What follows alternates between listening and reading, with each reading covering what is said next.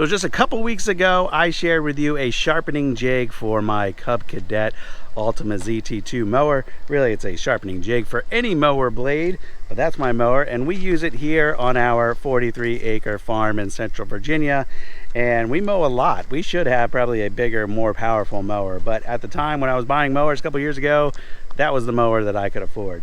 Most of what we have to mow here is pretty rough, and at times we use it like a bush hog and we will mow through waist high grass, and as a result we're pretty hard on the blades. And I noticed just this week, just today actually, the cut quality out here on our more manicured part of the farm was deteriorating pretty quickly. So it means it's time to sharpen again, and in that last video you guys had multiple suggestions to improve the workflow for sharpening, so I'm going to adopt a couple of those in this video. Now, the title of the video, I almost bought a mower lift, spent $250. I could have spent that, but I didn't, because I remembered I got a tractor, and I actually have already tested this. I know it works great if you have a compact tractor, subcompact tractor, any tractor with a bucket. Don't get you a mower lift, just drive your front end of your mower right up on the bucket and lift right there. And yes, I already know what some of you are going to say, that's not safe, I wouldn't rely on the hydraulics. Okay, we can put a block under it, make you feel a little bit better, but yeah, this works great.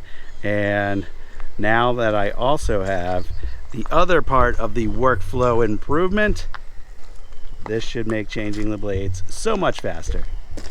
So with the mower up off of the ground, the other piece is just using an impact to remove the mower blades. I didn't have the right size socket, so I couldn't do this before. So I had to get a little impact adapter for sockets, and I had to get the right size socket. So now that I've got that, now I just need to hope that my little 1/4-inch drive Craftsman has got enough torque to get the job done.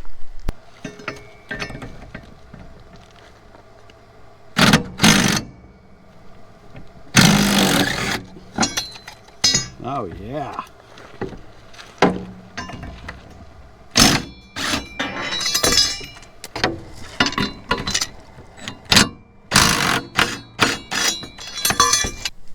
This is the sharpening contraption I shared in the last video. In case you missed it, it has this arm that keeps your grinder going on plane, and you use an angle grinder with a flap disc on it to sand away the material, to grind away the material on the blade. So it's got a number of different angles. I have mine set on 30 degrees, and you just set your blade in here, put your grinder in here, and grind away.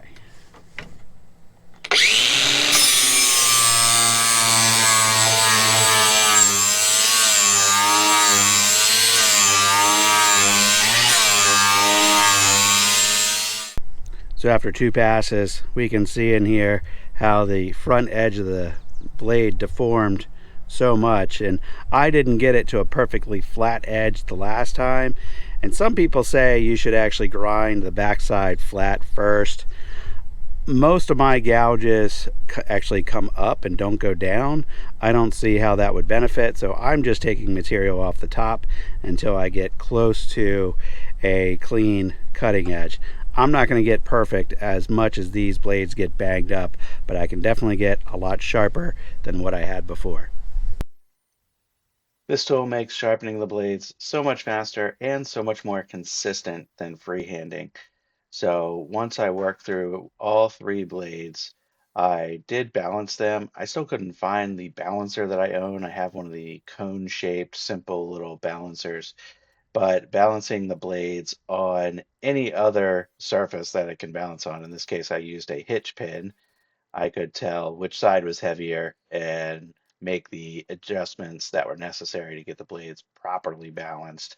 And once that was done, these blades could be remounted and we could get back to cutting.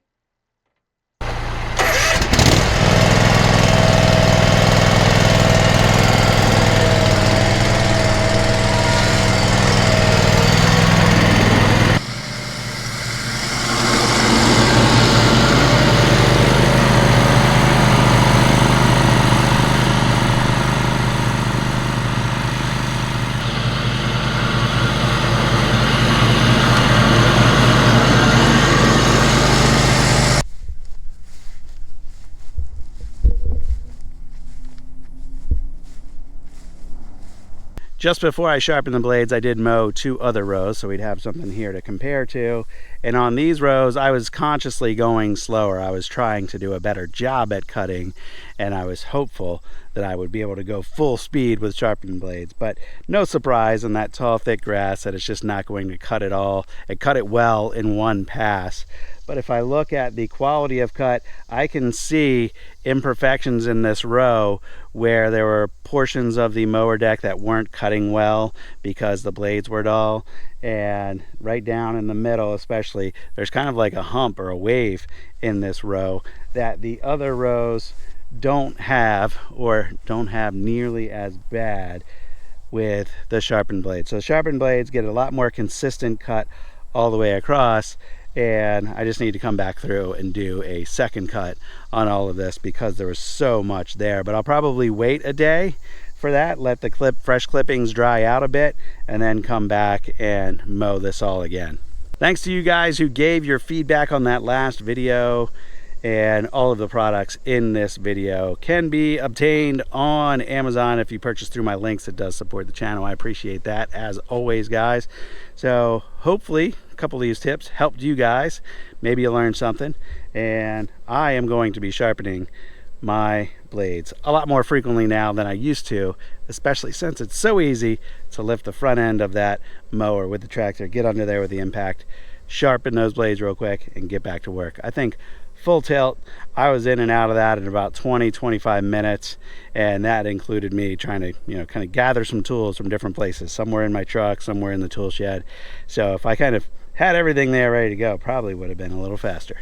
If you guys got any other mower sharpening tips or mower maintenance stuff that maybe I should follow up on in another video, you leave those in the comments. Till next time, you guys stay safe. I'll see you on the next video. Bye-bye.